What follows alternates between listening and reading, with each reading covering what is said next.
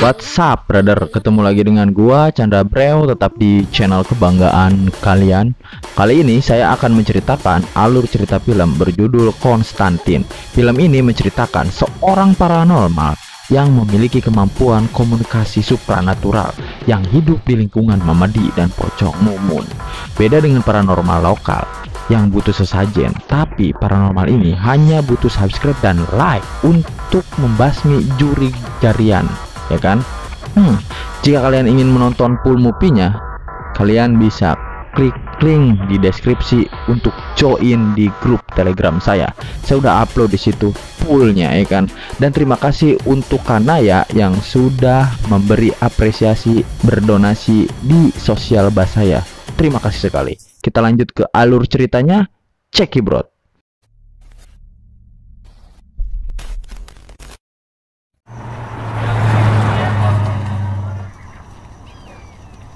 Diperlihatkan dua orang pria yang sedang berburu cacing kalung di dalam tanah, di mana tempat itu bekas gereja yang berada di Meksiko.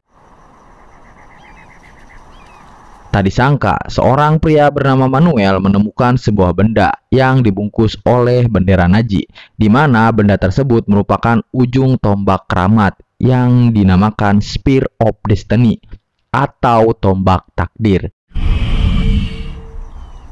Saat menyentuhnya, Manuel tampak seperti kerasukan, kemudian berjalan melewati temannya dan tiba-tiba, ya, bukannya tewas, tapi mobil yang menabrak Manuel lah yang remijut. Hingga saatnya muncul simbol di tangannya Manuel. Manuel pun langsung bangkit, berjalan menuju Amerika dengan berjalan kaki. Dan semua hewan yang dilewatinya seketika is dead begitu saja.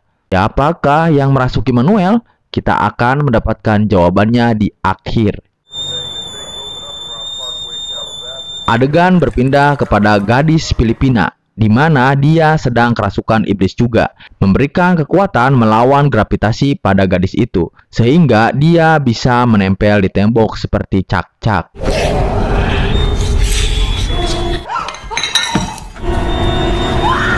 Dengan cepat, ibunya menghubungi salah satu paranormal di mana si Abah terlihat baru turun dari taksi untuk kemudian sebat dulu karena capek dari perjalanan jauh, ya kan? Di mana pria ini adalah Abah paranormal bernama John Konstantin.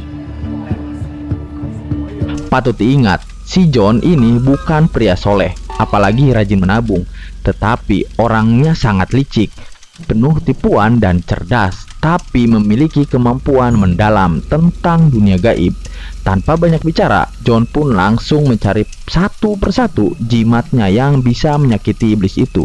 Dan setelah ketemu, John langsung menghampiri si iblis dan mengatakan,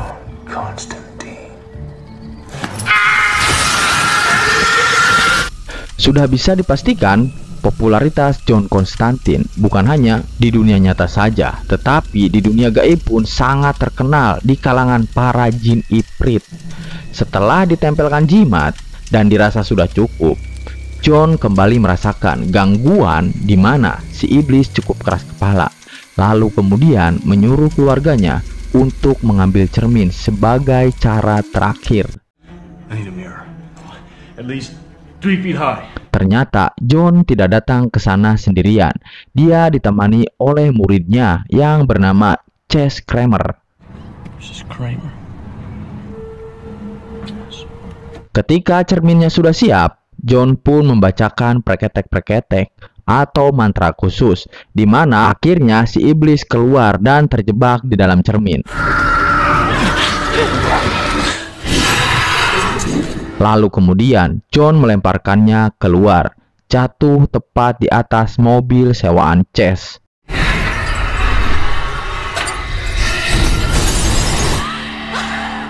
Hal yang menarik, ternyata John sama seperti pria yang overthinking pada umumnya. Setiap ada kesempatan pasti sebat. Adegan berpindah ke tempat lain. Di situ ada seorang pasien rumah sakit ODGJ bernama Isabel yang sedang melakukan pengakuan dosa karena telah membunuh seseorang hari ini. Bukan tanpa alasan, Isabel membunuh seseorang karena bisikan yang ada di kepalanya, di mana bisikan itu membuat Isabel sangat menderita hingga nekat loncat dari gedung. Dan hal itu dirasakan oleh adiknya hingga membuat dia terbangun dari tidurnya.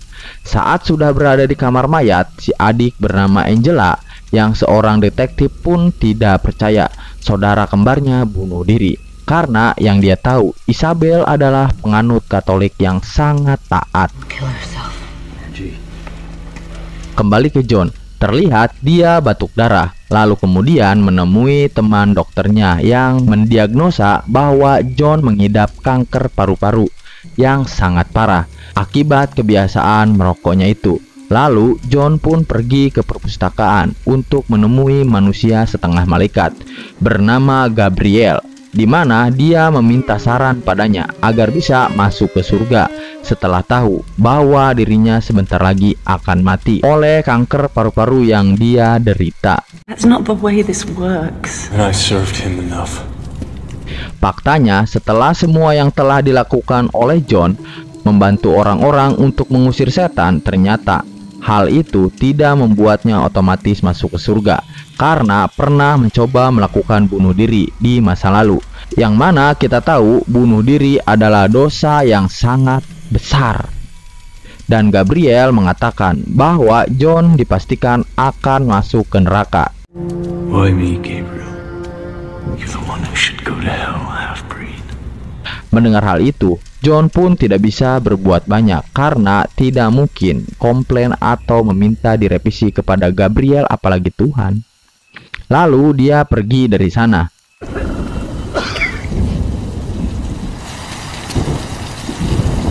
Singkat cerita, John terlihat baru keluar dari apotek, lalu kemudian mengalami hal yang tak terduga, di mana muncul sebuah burung kapinis disusul dengan binatang kepiting yang mana kita tahu hanya ada di warung pecel siput.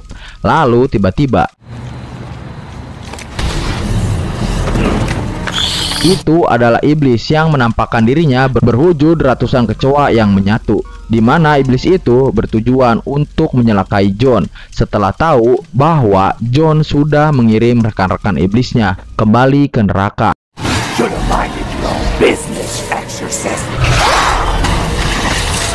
Namun bukan iblis namanya kalau tidak apes. Iblis itu harus mati ketabrak mobil pengantar paket. Sadar bahwa iblis sudah berani menampakkan dirinya, John pun pergi ke suatu tempat yang peraturannya sangat netral, yaitu dilarang melakukan aktivitas gaib di sana. Two frogs on a bench.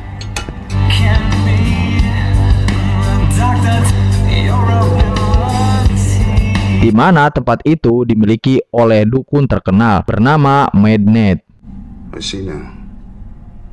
John pun mengungkapkan keresahannya mengenai kasus si gadis Filipina dan insiden di apotek tadi, di mana John merasakan sesuatu yang besar akan terjadi, tapi dia belum tahu apa itu. Dan mendengar hal itu, Midnight hanya bisa hehehe doang dan nampak tak percaya dengan apa yang dikatakan oleh John. Full-fledged demon here on our plane. This isn't the usual game. I can feel it. Di situ juga John bertemu dengan sosok manusia setengah iblis bernama Baltazar dan terjadi sedikit cekcok. Lalu kemudian segera pergi dari sana. Kita akan melihat Angela mengamati rekaman CCTV saat Isabel bunuh diri, di mana sesaat sebelum Isabel lompat, ia mengatakan sebuah nama, yaitu Konstantin. Untuk itu, Angela mendatangi John di rumahnya, yang awalnya John menolak untuk berbicara. Tetapi setelah Angela menunjukkan rencananya, dia pun dipersilahkan masuk. Angela pun langsung mengungkapkan kronologi kematian Isabel saudaranya, di mana Angela yakin bahwa ada seseorang yang mempengaruhinya untuk bunuh diri dan ingin meminta bantuan John untuk memastikannya apakah Isabel dibunuh atau bunuh diri. Tanpa banyak komentar, John pun dengan cuek mengatakan bahwa ketika seorang bunuh diri, maka dia akan langsung masuk ke neraka dan mendapatkan siksaan tiada henti di sana. Hal itu sudah pasti membuat Angela kesal dan langsung pergi dari sana.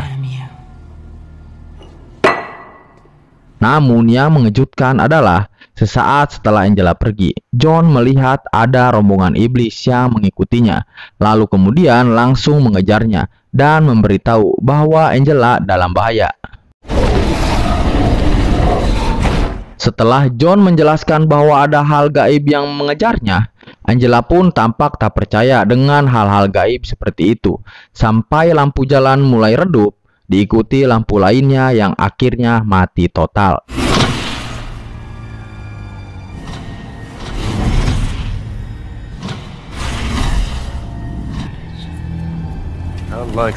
Dengan cepat, John pun mengeluarkan kain suci yang dimilikinya, lalu dibakar.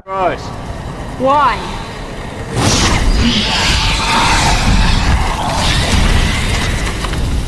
Akhirnya, Angela dapat melihat hal gaib yang tidak pernah dia lihat semasa hidupnya, di mana makhluk itu merupakan iblis yang masuk dalam kategori pemulung orang-orang terkutuk yang sedang mengincar Angela. Untuk memastikan Isabel masuk neraka atau tidak, John tidak bertanya ke call center koperasi simpan pinjam, apalagi datang ke kantor kelurahan setempat, tetapi langsung masuk ke neraka untuk memastikannya. Caranya dengan menggunakan kucing dan air di dalam baskom. Beda dengan dukun lokal, yang pasti syaratnya ribet. Harus ada ayam cemani, belum harus ada amplopnya tebel. Anjing gak tuh? Tapi John hanya menggunakan kucing sebagai tiket masuk karena kucing diyakini sebagai makhluk baik yang memiliki 9 nyawa yang tersebar di beberapa dimensi. John pun meminta Angela untuk keluar dari apartemen, di mana terlihat airnya telah mendidih, yang menandakan John Constantine telah siap untuk masuk ke dalam neraka yang panas dan berenergik.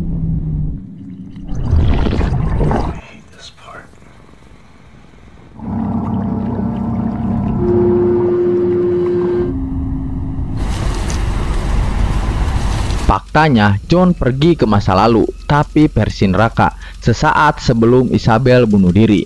Hingga terkuaklah fakta Isabel menyebut Konstantin karena dia melihat John sedang ada di sana. Di sini, John berhasil mendapatkan gelang pasien milik Isabel, hingga bisa dipastikan kematian Isabel memang murni bunuh diri.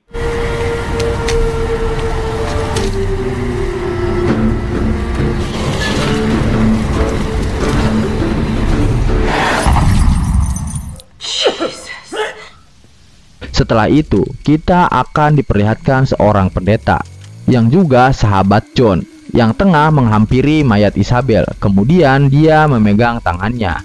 Lalu tiba-tiba simbol pada tangan Isabel hilang. Seketika si pendeta ngebul dan terjatuh.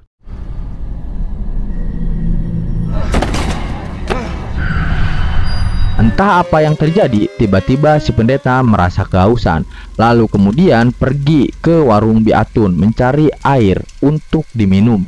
Tapi anehnya, air nampak menolak untuk diminum oleh si pendeta tersebut. Rasa kematian telah datang, sang pendeta pun mengukir simbol pada telapak tangannya, kemudian tewas saat itu juga. John.